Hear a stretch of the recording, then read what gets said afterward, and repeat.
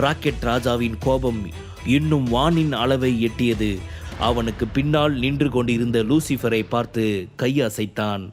அவ்வளவுதான். அடுத்த நிமிடம் சந்திரன் கௌரவ் லாலின் கன்னங்களில் இருந்தும் மூக்கில் இருந்தும் காதில் இருந்தும் ரத்தம் வடிய ஆரம்பித்தது. கௌரவ் உயிருக்கு பயந்து ராக்கெட் ராஜாவின் காலில் விழும் அளவிற்கு வந்துவிட்டான். உடனே ராக்கெட் ராஜா அவனிடம், உன் பையன் என்ன பேசிக்கிட்டு இருக்கான்? அவன் என்ன பேசணும்னு தெரிஞ்சுதான் பேசுறானா, இல்லை அவன் என்ன முட்டாளா? சுரபியை என்னோட ஆளு அது இதுன்னு தேவையில்லாமல் பேசுகிறான். ஏற்கனவே உங்களை கொல்லணும் அப்படிங்கிற நோக்கத்தில் தான் நான் வந்தேன். இப்போ நீங்கள் பேசின பேச்சுக்கு கண்டிப்பாக நான் உங்களை இங்கிருந்து உயிரோடு விட்டுட்டு போகவே மாட்டேன் என்று அவன் சொல்லிவிட்டு அவர்களை போட்டு அடித்து நொறுக்கத் தொடங்கினான். லூசிஃபரும் மற்ற ஆட்களும் இப்பொழுது கௌரவ் லாலின் ஆட்களை அடித்து அவர்களை உயிரே இல்லாமல் செய்துவிட்டனர். இங்கே ராக்கெட் ராஜா அப்பா மகன் இருவரையும் உண்டு இல்லை என்று செய்து கொண்டிருந்தான். அதன் பின் லூசிஃபரும் இவனோடு சேர்ந்து கொண்டு அவர்களை அடித்து நொறுக்கினான். இப்படியே சுரபியிடம் தவறாக நடந்து கொண்டதற்காக ராக்கெட் ராஜாவும் அவனது ஆட்களும் அவர்கள் இருவரையுமே உண்டு இல்லை என்று செய்து கொண்டிருக்க வழியில் துடித்த அப்பா மகன் இருவருமே ராக்கெட் ராஜா இந்த அளவுக்கு கொடுமையானவன் என்பதை அவன் அடித்த அடியை வைத்து மிக தெளிவாக உணர்ந்து கொண்டனர். இங்க பாரு ராக்கெட் ராஜா, நீ என்ன பண்ற, ஏது பண்றன்னு தெரியாம எங்களை போட்டு அடிச்சுக்கிட்டு இருக்க. இது எல்லாத்துக்குமே நீ பின்னாடி மோசமான விளைவுகளை சந்திக்க வேண்டியிருக்கும் என்று மிரட்டலாக சொன்னான். ஏண்டா, அப்பனுக்கும் மகனுக்கும் இவ்வளவு அடி வாங்கியும் கொஞ்சம் கூட புத்தி வரல என்று சொன்னவன் பின் கௌரவ் லால் பக்கம் திரும்பி, ஆமா, உங்களை அடிச்சா பின்னாடி வர விளைவு ரொம்ப மோசமா இருக்கும்னு சொல்றியே, நான் என்ன உன்னை உயிரோட விட்டுட்டு போவேன்னு நினைக்கிறியா? கண்டிப்பா இன்னைக்கு உன் உயிர் என் கையில தான் போகும் என்று ராக்கெட் ராஜா மிரட்டலாக சொல்ல அவர்கள் முன் வந்த லூசிஃபர், பாஸ், நான் இவங்க 2 பேரையும் பார்த்துக்கணும்னு ஆசைப்படுறேன் என்று சொல்ல, கண்டிப்பா லூசிஃபர், நான் உன்னோட ஆசை எதுக்குமே குறுக்க வரமாட்டேன் என்று சிரித்து கொண்டே சொன்னான். ஏதோ யோசித்தவனாய் ராக்கெட் ராஜா அவர்கள் இருவரிடமும், எனக்கு உங்க 2 பேரையும் இப்படி விட்டுட்டு போறதுல சுத்தமா மனசில்லை. எவ்வளவு தைரியம் இருந்துச்சுன்னா நீங்க சுரபி மேடம் மேல கை வைக்க நினைச்சிருப்பீங்க.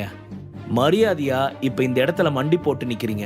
அதை இங்க இருக்கிறவங்க எல்லாரும் பார்த்து கைத்தட்டி சிரிக்கணும் என்று மிரட்டலாக தன் கை முஷ்டியை முறுக்க உடனே உயிருக்கு பயந்த அவர்கள் இருவருமே மண்டி போட்டனர். ரோட்டில் இருந்த அனைவருமே அவர்கள் இருவரையும் பார்த்து சிரிக்க தொடங்கினர். எங்களை மன்னிச்சிடு ராக்கெட் ராஜா, நாங்க ஏதோ புத்தி கெட்டு சுரபி கிட்ட வம்பிழுத்துட்டோம். எங்களை மன்னிச்சிடுங்க. இனிமே நாங்க என்னைக்குமே இந்த மாதிரி பண்ண மாட்டோம். சொல்லப்போனால் இன்னையிலிருந்து சுரபி எங்கள் வீட்டு பொண்ணு, அதனால் அவளை நாங்கள் எந்த ஒரு டிஸ்டர்பன்ஸும் பண்ண மாட்டோம் என்று ராக்கெட் ராஜாவின் கால்களில் விழுந்து இருவரும் கெஞ்ச ஆரம்பித்தனர். இங்கு நடந்து கொண்டிருப்பது அனைத்துமே ராக்கெட் ராஜா ஆள் ஒருவன் கையில் இருந்த மொபைல் மூலமாக விக்ரமுக்கு லைவ் டெலிகாஸ்ட் ஆகி கொண்டிருந்தது.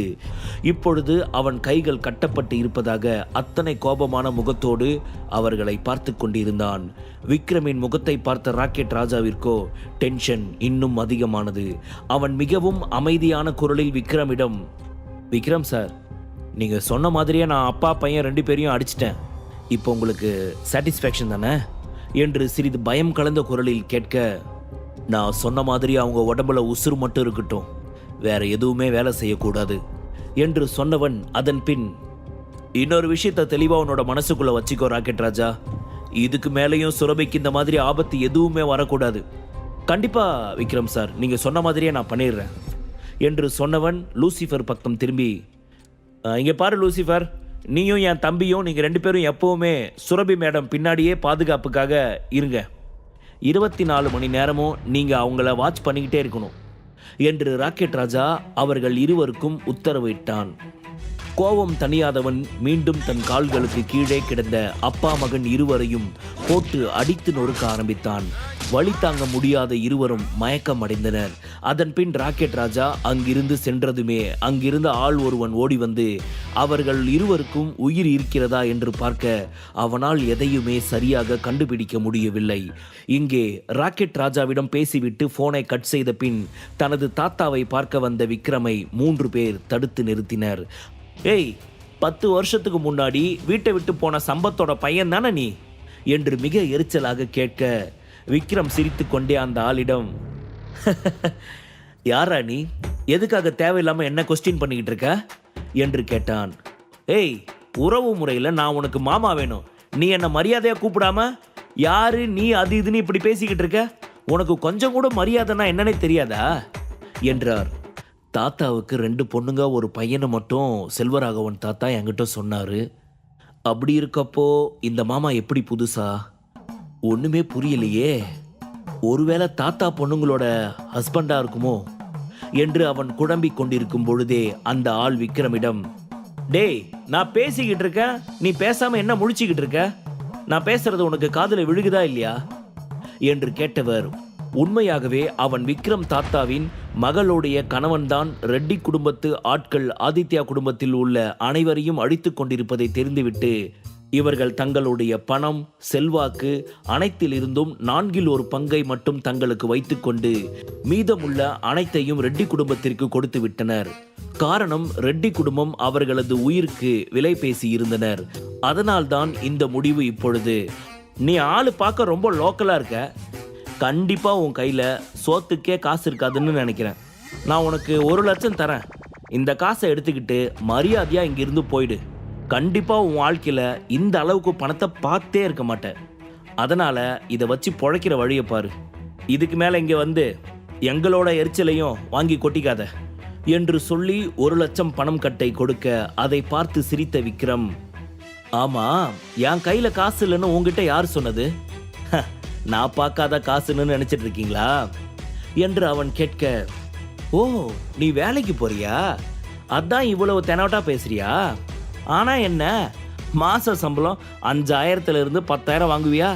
அதுவும் வயிற்று பொழப்புக்கே சரியா போகும். அதனால கௌரவம் பார்க்காம இந்த பணத்தை வச்சுக்க. ஒருவேளை உனக்கு இந்த பணம் பத்தலன்னு தோணுச்சுன்னா நான் உனக்கு இன்னும் கொஞ்சம் பணம் தரேன்.